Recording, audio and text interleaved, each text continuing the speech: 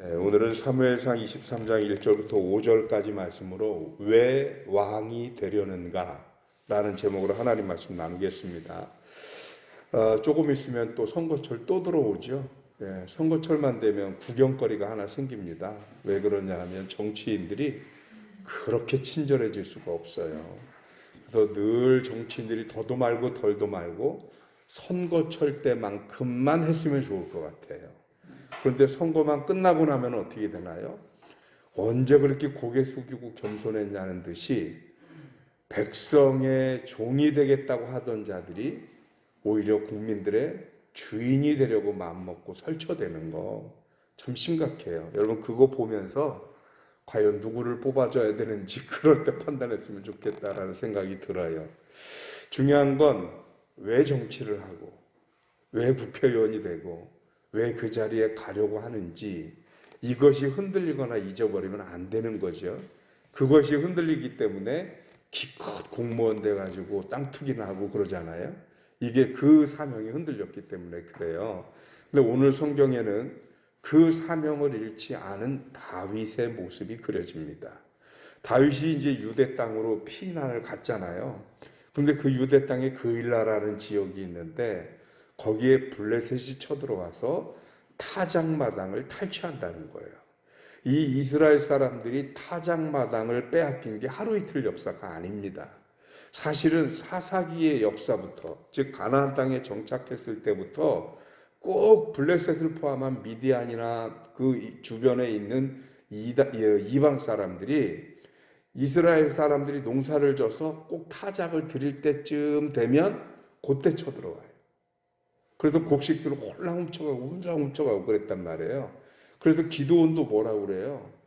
기드온도 타작을 드러나는 데서 하면은 또 쳐들어와서 뺏길까 봐서 그 땅속에 포도즙 짜는 틀에서 거기 들어가서 타작을 몰래 하잖아요. 그때부터 쌓여온 역사예요, 이게. 그러니까 이스라엘 백성들이 이방 민족들에게 타작마당을 털려온 게 수십 혹은 수백 년 된 이스라엘의 아픔이고 고난이란 말이죠. 근데 이 소식을 들었어요, 다윗이. 그리고 하나님께 묻습니다. 이거 어떻게 하면 좋겠습니까? 하나님이 뭐라고 그러시나요? 가서 그 일 나를 구하라 라고 말씀하십니다. 그래서 이제 같이 한 신하들과 같이 그 일 나를 구하러 가자고 그러니까 다윗을 돕고 있었던 사람들, 이른바 다윗의 참모들이고 다윗의 숭하들이라고 말할 수 있는 그들이 다윗을 반대하고 가로막습니다. 왜 그러냐면 지금 우리가 이 유대 땅에 있는 것조차도 지금 사울이 우리를 관심 있게 지켜보기 때문에 여기 있는 게 탈로 나면 바로 사울이 우리를 정복하러 올 텐데, 우리를 치러 올 텐데, 근데 여기서 지금 우리 목숨 보존하기도 쉽지 않거든. 하물며 지금 그 일나를 구하러 간다는 게 말이 됩니까? 라고 얘기를 하는 거죠. 그런데 다윗에게 있어서 또 그 다윗을 바라보는 하나님의 입장에서는 다윗이 뭐 할 사람입니까? 하나님께 기름 부음 받고 이스라엘의 왕이 될 사람이잖아요. 그런데 왕이란 자리가 뭐 하는 자리냐는 거죠. 왕이 개인적으로 출세하고 자기의 어떤 성공의 제일 마지막 최종착지, 거기가 왕의 자리냐? 아닌 거죠. 왕은 개인의 성공을 위한 거라면 왕까지 안 해도 돼요. 얼마든지 먹고 살고 영화롭게 살 수 있는 방법은 있어요. 그러면 왕이 뭐 하는 자리냐? 왕은 백성들을 돌보고 위험으로 지키고 책임을 져야 되는 게 왕의 자리인 거죠. 그렇다면 왕은 앞으로 왕이 될 이 다윗이 백성들의 고통과 괴로움을 외면한 채 왕이 된다? 그러면 왜 왕이 된다는 거예요, 도대체? 무엇 때문에 왕이 되려고 하는 건가? 이 부분이 불분명해요. 그러면 아직 왕에 취임도 못한 다윗의 입장에서 보면 왕으로서의 자신의 사명, 자신의 역할, 목적, 이거 자체를 잃어버린 게 되는 겁니다. 그러니까 다윗이 뭐라고 그러냐면 자신의 참모들과 수하들에게 내가 그럼 하나님 앞에 한 번 더 물어보겠다 그래요. 근데 저는 오늘 말씀을 묵상하고 또 묵상하다가 그런 생각이 들었어요. 다윗의 마음은 이미 정해졌다. 어떻게 하기로 정해졌을 것 같아요? 그 일날을 구하기로.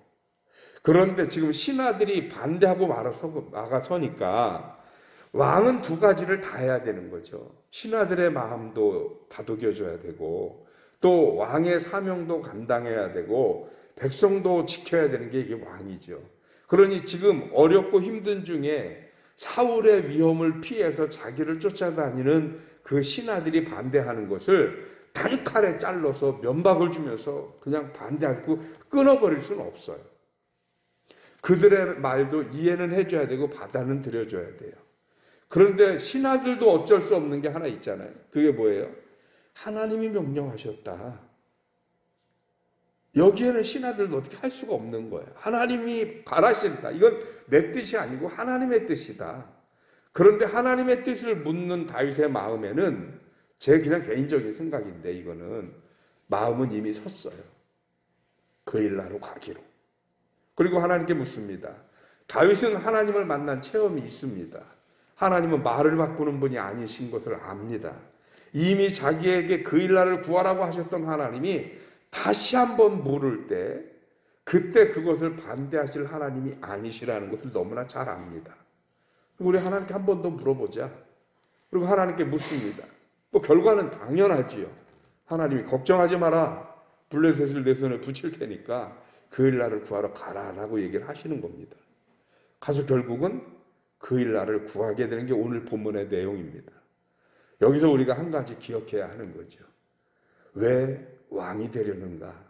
이 목적을 잃어버리면 왕이 됐을 때 누구처럼 되느냐? 사울처럼 되는 거예요.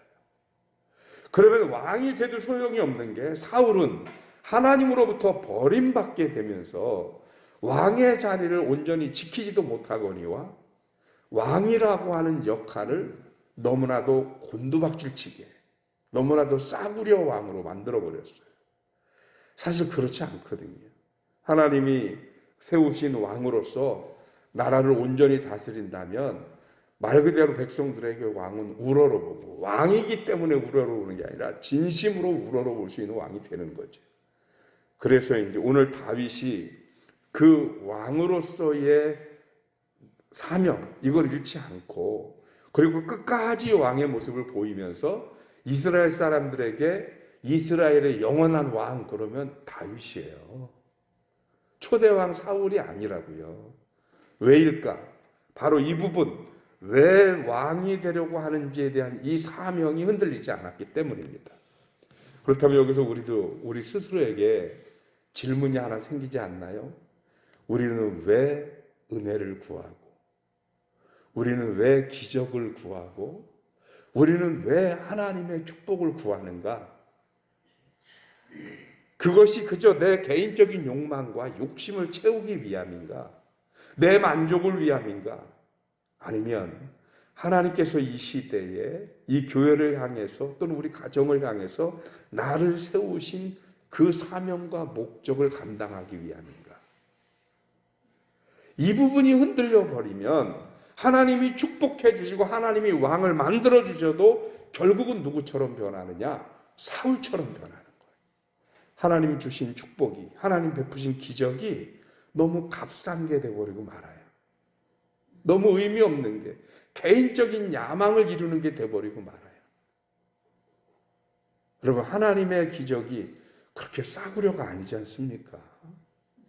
저와 여러분들을 향한 하나님의 사랑과 은혜와 그분의 능력이 겨우 나 한 사람의 개인적 영달과 만족을 위해 허락된 것은 아니지 않습니까?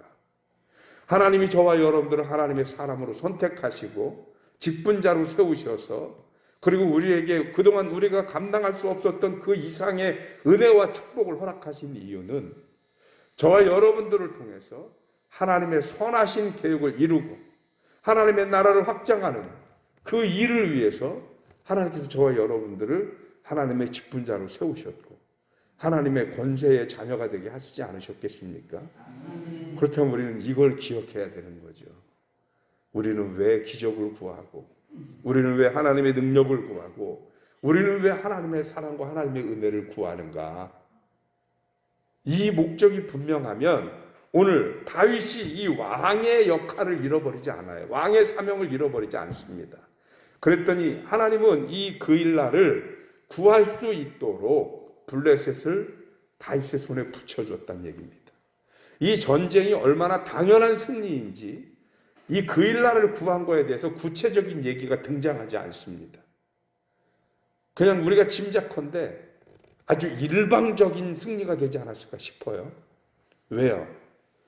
다윗이 왕의 사명, 왕의 역할을 잊지 않았기 때문입니다. 여러분, 그렇다면 우리들의 개개인의 신앙에 우리 그런 말씀 많이 들어줬잖아요. 우리의 기도에 응답이 없는 이유, 내 욕심과 욕망을 구하기 때문이다. 이런 얘기 많이 들어보셨잖아요. 이 얘기는 뭐냐면 우리가 왕이 되려는 이유를 잃어버렸어요. 기적을 구하는 이유를 잃어버렸기 때문에 그렇다는 거예요. 그렇다면 우리가 이 사실을 먼저 기억해내고 우리가 하나님의 은혜를 구하고 기도하는 그 이유, 무엇 때문에 그러는지 이것이 온전하면 하나님의 역사하심은 너무나도 당연한 듯이 우리에게 있어질 수 있다는 얘기입니다. 그렇다면 순서가 정해지지요. 하나님의 은혜를 구하거나 기적을 구하거나 축복을 구하기 전에 뭐부터 해야 된다는 얘기예요. 우리의 사명을 먼저 분명히 해야 된다는 얘기입니다. 왜 구하는지, 왜 필요한지, 왜. 그런 의미에서 우리 든든히 서가는 교회가 이제 이전 건축을 앞두고 있는데 우리도 왜 이전하려는지, 단순히 교회가 낡아서 우리 교회 리모델링 한 지 지금 한 6년밖에 안 됐다고 그러네요. 제가 한 게 아니고 와보니까 돼 있어서 사실 깔끔해요. 우리가 자리가 모자랄 정도로 부흥했어요? 사실 그렇지도 않잖아요. 그러면 우리는 왜 그걸 하려고 하는지, 단순히 깨끗한 게 좋아서 그게 아니고 우리가 새롭게 우리들이 그동안 타성에 젖었던 우리들의 신앙을 다시 회복하고 우리들의 열심 다시 회복하고 그리고 우리가 다시 한번 믿음의 도전을 통해서 하나님 앞에 온전하고 건강하고 부흥하고 성장하는 교회를 이루기 위해서 하나님 우리가 새로운 전교와 그 전환점을 마련하고 새롭게 출발하기를 원합니다. 이 사명이 먼저 서야 되는 거지. 이게 안 서면 뭐 새롭게 교회를 짓고 뭐라고 해봐야 똑같아요. 의미가 없어요. 우리들의 개개인적인 신앙도 마찬가지입니다. 하나님의 은혜와 기적을 구합니다. 그런데 왜? 그냥 지금 좀 모자라서 만족이 없어서 이게 아니라는 거예요. 하나님께서 그렇게 회복시켜 주시면 내가 맨 처음 그렇게 하나님의 일을 영접하고 하나님 만났을 때 내가 품었던 그 사명, 그 주변에 있는 이들을 구원하고 성도로서의 빛된 모습을 보이고 하나님의 나라를 확장시켜가는 이 사명 제가 온전히 감당하겠습니다. 이것이 회복되지 않으면 내가 기적을 구해서 그 기적이 임한들 그 기적으로 뭐 하겠다는 거예요? 왜 의미가 없잖아요. 하나님의 기적과 하나님의 축복과 은혜를 구할 때에는 왜 구하는 것인가? 이 부분을 먼저 해야 되지 않을까? 오늘 왕의 이유, 왕의 사명, 왕의 목적을 찾아낸 다윗처럼 오늘 저와 여러분들도 그 이유를 굳건히 분명히 하고 하나님의 은혜를 구하는 성도 여러분들이 되시기를 주님의 이름으로 축원합니다. 기도하겠습니다. 하나님, 왕이 되려는 이유를 모르니 왕이 되어서 자신의 욕심만 채우고 백성들을 고통 속에 빠뜨리는 사울을 봅니다. 그러나 오늘 왕이 되려는 이유가 분명하기 때문에 그 일날을 구하고 어쩌면 위기와 어려움에 빠질 수는 있으나 그러나 그들을 외면한 채 왕이 되는 것이 아무런 의미가 없기에 다윗은 위험을 무릅쓰고 그 일날을 구하는 모습을 봅니다. 하나님, 우리가 하나님 앞에 은혜를 구하고 기적을 구하고 축복을 구할 때 왜 구하는 것인지 분명히 하고 구할 수 있게 하여 주옵소서. 그저 내가 바라기 때문에 소원이라서가 아니라 그 일을 통해서 하나님이 나를 어떻게 사용하실 것인가, 어떻게 하나님께 영광 돌릴 것인가에 대한 사명과 의미를 분명히 하고 하나님의 은혜와 기적과 축복을 구하는 주의 백성들 되게 하여 주옵시고 우리 든든히 서가는 교회와 성도님들이 그렇게 삶의 이유 성도의 목적과 사명을 굳건히 찾아서 하나님의 기적이 어렵게 임하는 기적이 아니라 우리들의 사명이 합당하기에 너무나 당연스럽게 임하는 축복과 기적이 되어지는 하나님의 백성들, 하나님의 성도들이 되게 하여 주시옵소서.